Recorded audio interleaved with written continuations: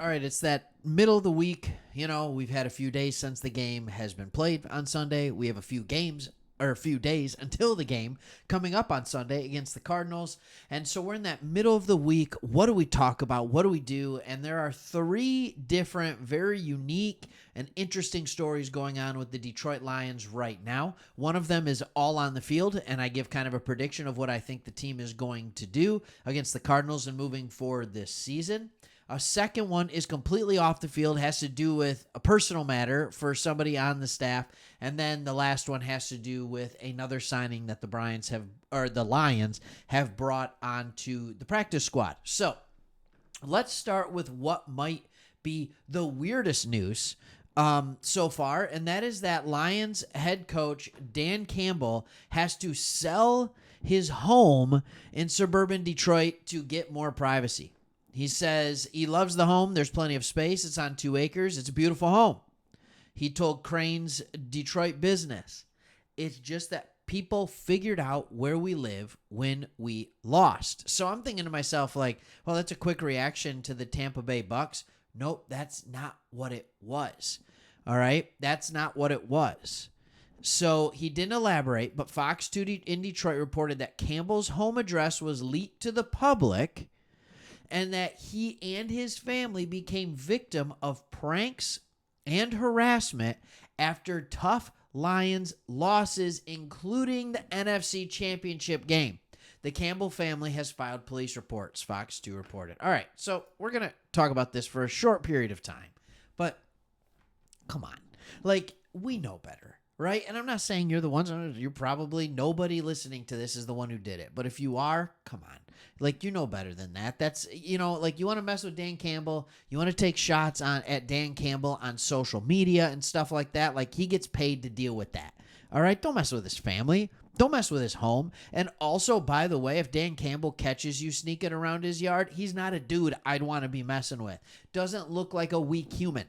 All right? So let's be better than that. All right? Him and his wife, Holly, listed the 7,800 square foot home and got $4.5 million for it. Congratulations. All right, congratulations. Now he's moving. By the way, the new buyers, huge Lions fans. And they're happy to be there. My hope is that they don't get the new address leaked of their new home so that fans can leave them alone. All right, let's move on to the next one. Also, come on, Detroit. Like, we finally got something good. We have a good coach. We have a good GM. We have a good owner. Let's not mess with that by being dumb. All right, let's move on to the next one, and let's talk about the Lions' red zone offense. The Lions' red zone offense has been very poor this year. All right. In week 1, they scored on 50% of their red zone attempts. All right. 50% of their red zone attempts. Then they struggled mightily against the Tampa Bay Buccaneers, scoring on just 1 out of the 7 attempts. All right. Now, I understand touchdowns and I understand scoring. You got to score. All right. But leaving the red zone without anything, even a field goal, put the team in a position to walk away with just 16 points with only 1 touchdown and 3 field goals in general. All right, so you can't continue to have that. Now, last season, they walked away with just 2 touchdowns in the red zone this year. I get it. Last season, the Detroit Lions offense, the red zone offense, was the second best in the NFL. Second best in the NFL at scoring touchdowns. They scored touchdowns 66.6% of the time. All right, it's the complete opposite this year with a 27.3% success rate of touchdowns. So they went from scoring 2/3 of the time to scoring just 1/4 of the time. That's not good. The question and why this is interesting is, what do you believe is going to be true? Do you believe that it is the 17-game sample size that you saw last year where they scored 66.6% of the time? Or do you believe the Lions are closer to what they've done this year at 27.3%? Here's my prediction. I told you I'd give kind of a prediction on it. Defense in the NFL is catching up to offense. There are people like Mel Kiper out there getting angry and saying that the cover two should almost be outlawed or banned. Like, what is this? The shift in baseball where we have to do that? No, eventually the offense will catch back up, and I trust Ben Johnson to be that person. Here's my point. There's offensive regression across the board in the NFL. So if you expect the Detroit Lions to continue to score on 66.6, 67 we'll just call it, percent of the time that they get to the red zone, touchdowns, I think you have high hopes. All right, I'd be looking by the time the year's done at more of a 55%-ish range, scoring touchdowns in the red zone.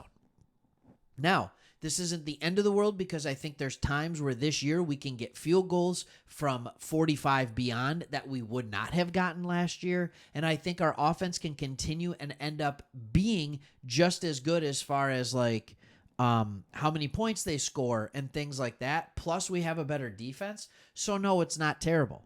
Also, we have a harder schedule. And with our harder schedule means we're going against better coaching, which means we're going against better teams, better players. Naturally, you're not going to score as much. Our team was really good in the red zone last year because of the weapons we had. You could give it to Montgomery on a short run. You could give it to Gibbs in any way, shape, or form. St. Brown is a phenomenal player at getting open, and Sam Laporta was a beast in the red zone. He was. All right? They're all back.